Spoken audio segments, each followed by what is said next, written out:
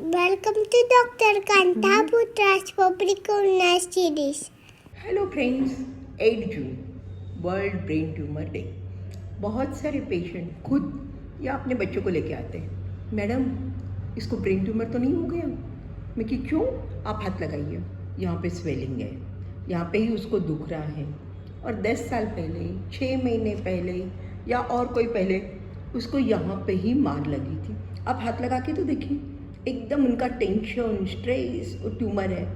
First thing, मार लगने के कारण ट्यूमर नहीं होता है। और दूसरी चीज़, ट्यूमर में ऐसे सरदर्द बाहर से नहीं होगा। ये ट्यूमर यहाँ पे नहीं है। ट्यूमर जो ब्रेन में होता है वो ब्रेन के अंदर होता है। उसके कारण दुखाव बहुत ही कम लोगों को होता है, शुरुआत में तो बिल्कुल नहीं होता। तो फिर आप पूछोगे, ब्रेन ट्यूमर के पेशेंट को हेडेक नहीं होता है? तो कभी कभी होता है, तो किस टाइप का होता है? कोई पर्टिकुलर खास टाइप के ट्यूमर में हेडेक होता है। उसमें खास करके पीछे के दिमाग का ट्यूमर होगा तो उनको सुबह उठते ही उल्टियाँ होती है, हेडेक होता है। काफ़ी बार हेडेक के कारण उठना पड़ता है, नौशिया होती है, ड्राउजीनेस रहता है, चलने में शायद कभी कभी बैलेंस भी जाता है। तो ये सिम्टम्स टोटली अलग है। नेचुरली ये सिम्टम ऐसे कुछ हो रहे हैं तो आप हॉस्पिटल में जाओगे या डॉक्टर के पास जाके रिपोर्ट्स तो कराओगे ही। तो फिर आप पूछोगे सिम्टम क्या है? 30 साल के ऊपर अगर किसी को फिट्स आती है, 25 के ऊपर पहली बार फिट आई है, एपिलेप्सी बोल के बैठिए मत रहिए, उसका सबसे पहले MRI कराना जरूरी है। इसमें जनरलाइज फिट्स भी आ जाती है। कभी कभी ट्यूमर किस जगह पे है उसके ऊपर फिट्स आती है। मुझे पता है, एक पेशेंट 1 साल से उसको उसके एक पैर के अंदर ऐसे ऐसे ऐसे पैर का अंगूठा और पैर की उंगलियां हिलती थी, फिर अच्छी हो जाती थी। कभी आधे मिनट रहता था, कभी 1 मिनट रहता था, फिर उसको लगा ऐसे पैर भी झटका खा रहा है। बाद में उसका MRI कराया गया तो उसके MRI के अंदर ये जो लेग का भाग है ना, मैंने पैर का भाग दिमाग के अंदर, वहाँ पे मेनिंजियोमा था, यानी वो मेम्ब्रेन की गांठ थी और उसके कारण उसको वो फिट्स आ रही थी। उसके सिवा उसको कोई सिम्टम्स नहीं थे और फिट्स भी मालूम किसी को ही नहीं पड़ रही थी, क्योंकि वो जस्ट पैर का ऐसे ही हिलता था, कभी आधा मिनट, कभी 10 सेकंड, कभी 5 सेकंड, कभी अच्छा हो जाता था, ऐसे 10 बार भी हिलता था, 5 बार भी हिलता था। और उसको लगा कहीं मेरे को पार्किंसन है क्या, धुजारी आ रही है क्या पैर में। सो काफ़ी बार वो फिट्स का भी नहीं पता लगता कि फिट्स है रिपोर्ट किए बगैर। ये फिट्स आना सब फोकल कन्वर्जन कॉमन होते हैं। कभी किसी को हाथ में ऐसे ऐसे फिट्स आई, फिर बाद में वो हाथ ढीला पड़ जाता है। हाथ में आ रही है मतलब उसके हाथ के एरिया में दूसरे साइड में गांठ है, बराबर, एक कॉमन प्रेजेंटेशन है। उसके सिवा कोई कोई ट्यूमर में पेशेंट को दिखने का बंद हो जाता है। कौन सा ट्यूमर? पिट्यूटरी ट्यूमर बोल के, पिट्यूटरी नाम आपने सुना होगा। उसमें वो जैसे पिट्यूटरी बढ़ती है गांठ, तो वो आपके आँख के जो फाइबर ऐसे जा रहे हैं उनको दबा रही है, उसके कारण उनको दिखने में ऐसे साइड में विजुअल लॉस होता है। पर काफ़ी बार तो पेशेंट को पता ही नहीं होता कि मेरे को इधर से दिख नहीं रहा है, अनलेस समझो कोई एक्सीडेंट कर दिया या चेकअप कराया तो मालूम पड़ता है, या कुछ हेडेक हो रहा है या कुछ कारण से MRI कराया तो मालूम पड़ता है कि उसको गांठ है। उसके सिवा उनको कोई सिम्टम्स नहीं रहते। दूसरा सिम्टम, पेशेंट को काफ़ी बार कन्फ्यूजन होता है। आप बोलते हो जल्दी समझ नहीं पाता, हमें लगता है वो ध्यान नहीं दे रहा है। बोलने में तकलीफ, अगर स्पीच एरिया में गांठ होगी तो बोलने में तकलीफ होती है। पेशेंट को नाम पूछो, वो नाम नहीं बता पाएगा। अगर पेशेंट को आप पूछो तुम क्या कर रहे हो, वो कुछ दूसरी बात बोल देगा। अरे जिस भाग में उसकी गांठ है उसके ऊपर से वो सिम्टम्स रहेंगे।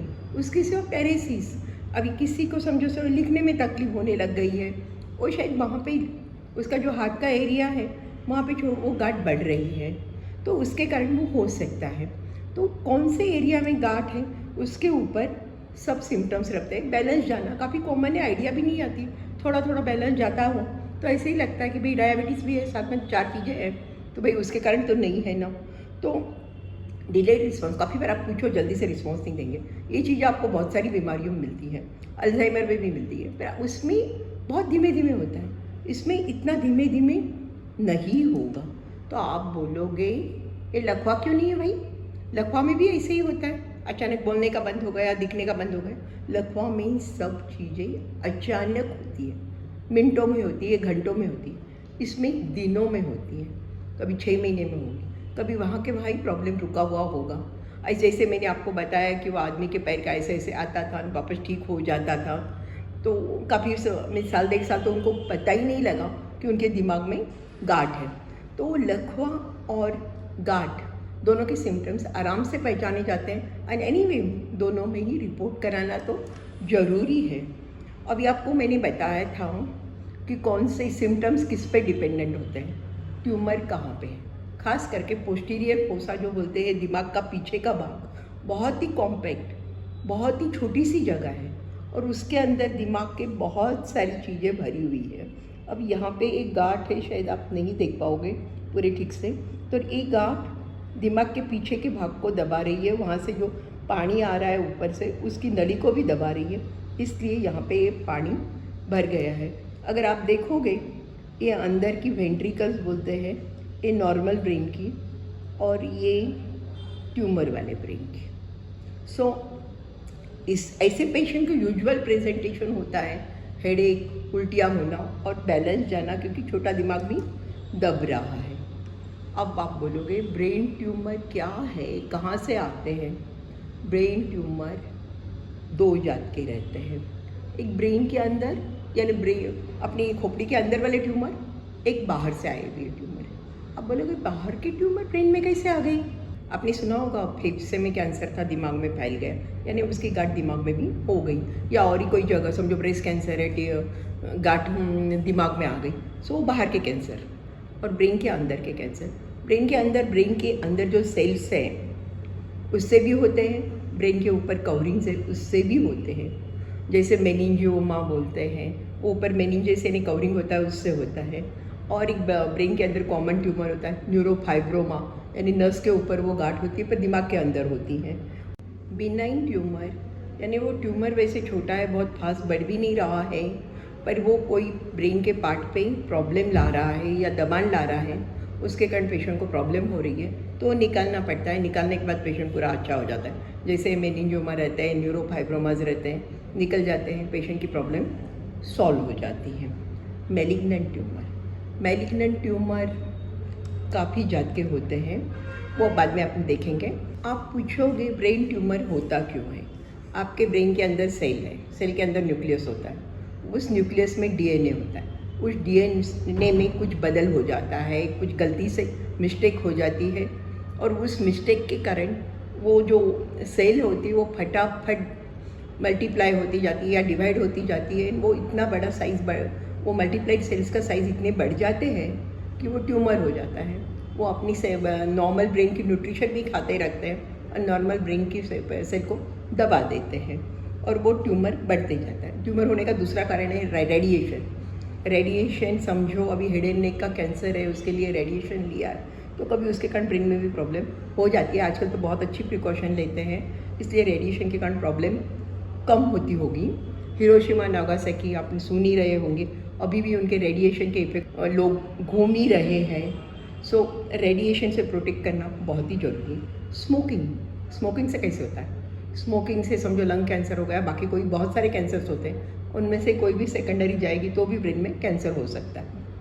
हेरिडिटी, ब्रेन ट्यूमर काफ़ी ट्यूमर हेरिडिटी रहते हैं और वो जीन्स के कारण होते हैं और उसमें ज़रा बुरा तो लगता है बट किसको होगा बता नहीं सकते। काफ़ी बार फैमिलीज़ में न्यूरोफाइब्रोमास होते हैं, कभी कभी ग्लायोब्लास्टोमा मल्टीफॉर्म भी फैमिली में आ जाता है।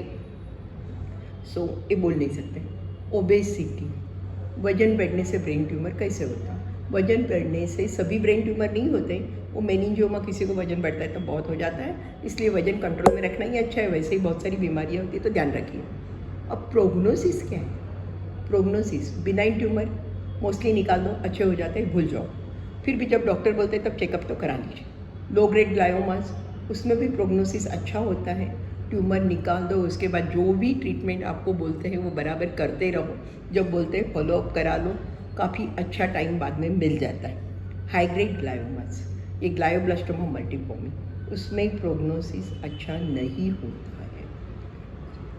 उसमें अभी तो रिसर्च काफ़ी चालू है, शायद हो सकता है कुछ सालों में आपने को बहुत अच्छी दवाइयाँ भी मिल जाएं, बहुत अच्छी चीज़ें भी मिल जाएं, पर अभी तो नहीं है। बच्चों में जो ब्रेन ट्यूमर होते हैं उसमें रिकवरी काफ़ी बार बहुत अच्छी होती है, 75% बच्चे रिकवर हो भी जाते हैं। सो वो एक अच्छी बात है। अब ये न्यू नॉर्मल क्या है? किसी को समझो लो ग्रेड ग्लायोमा है, ट्यूमर निकल गया, सब कुछ हो गया, अच्छा हो गया है, जो भी आपकी दवाइयाँ है थोड़ी बहुत चालू है, पर आपको नॉर्मली वापस जो वर्क पे आना है, आपके घर के साथ रूटीन में मिक्स होना है, उसके बाद में आपकी डाइट की, नींद, बाकी सब चीज़ों का ध्यान रखना है। खास करके बच्चों में ट्यूमर तो अच्छा हो जाता है, पर बच्चों को इमोशनली कितना डिस्टर्ब हो जाता है, इतना ट्यूमर, इतनी ट्रीटमेंट। पेरेंट्स उसके साथ में रहते हैं, एक पेरेंटल सपोर्ट रहता है, उसके साथ में स्कूल में और सभी जगह पे उसको सपोर्ट मिलता रहे तो उसके प्रॉब्लम काफ़ी सॉल्व हो जाते हैं। और बाद में वो एक बार नॉर्मल में आ गया तो शायद 6 महीने, साल में सब भूल भी जाएगा और वापस रूटीन में अच्छे से आ जाएगा। और इन सब में आपको एक तो उनकी इम्यूनिटी नहीं डाउन होती है, उसका ध्यान रखना पड़ेगा, क्योंकि इतनी सारी ट्रीटमेंट में उनकी इम्यूनिटी कम रहती है। इसलिए उनका खान पान का खास ध्यान रखिए, उनको कोई इन्फेक्शन नहीं हो जाए वो ध्यान रखिए, नींद पूरी हो जाए इतना ध्यान रखिए, रूटीन में एक्सरसाइज करना है, ओवर एक्सरसाइज नहीं करना है। तो ये सब करते रहोगे और फ्रेंड्स उसको एक कवच बन के उसके आजू बाजू में रहेंगे तो कोई प्रॉब्लम नहीं आएगी। तो ब्रेन ट्यूमर के लिए आपको टेक होम मैसेज क्या है? मार लगने से ब्रेन ट्यूमर नहीं आता है। 25 या 30 साल की उम्र के बाद में किसी को फर्स्ट टाइम कन्वर्जन आया, फर्स्ट इन्वेस्टिगेशन MRI करा लेना चाहिए, just to rule out brain tumour. Headache brain tumour का प्रेजेंटेशन नहीं है, सो थोड़ा सा यहाँ पे दुख रहा है, ये हो रहा है, डरिए मत।